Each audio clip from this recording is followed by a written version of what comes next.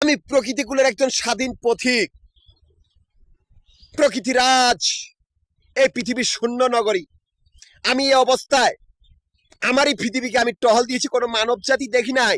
আমি রাস্তায় নেমেছি কতগুলি প্রতারকের জন্য, রাস্তায় নেমে দেখি কতগুলি উশৃঙ্খল হাইজাকার, যারা অভদ্র বেয়াদব। আমি একজন প্রকৃতির পথিক।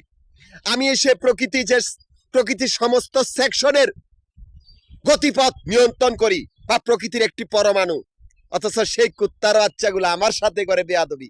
আমি এই অবস্থায় কারোর উপরে শক্তি প্রয়োগ করি নাই।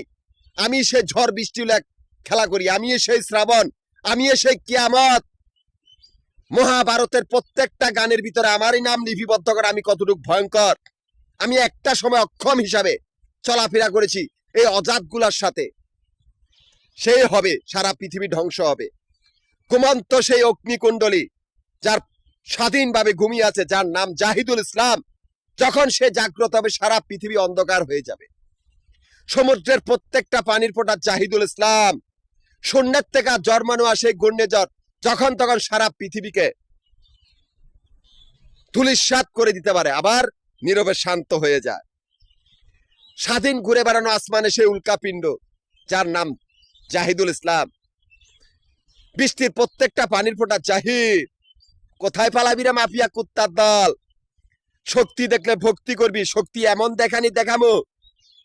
ওই যে কইছে না রূপকুমারীর শ্রাবণের গান, বাতাস এ উড়বি সব শুয়ারের বাচ্চাগুলা বাতাসে।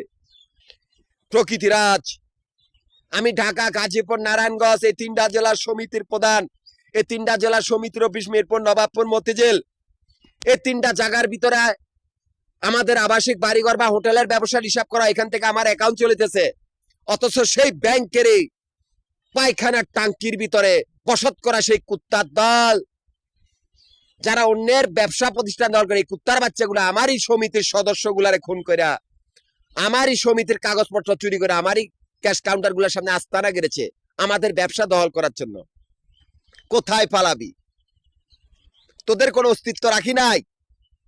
আমি আমানত দিয়ে রেখেছি একটাই গোষ্ঠী, মাফিয়া গ্রুপ। তোরা হয় নিজেরা মর, নয় তোদেরকে মেরে ফেলা হবে। আমার কোনো ধর্ম নাই।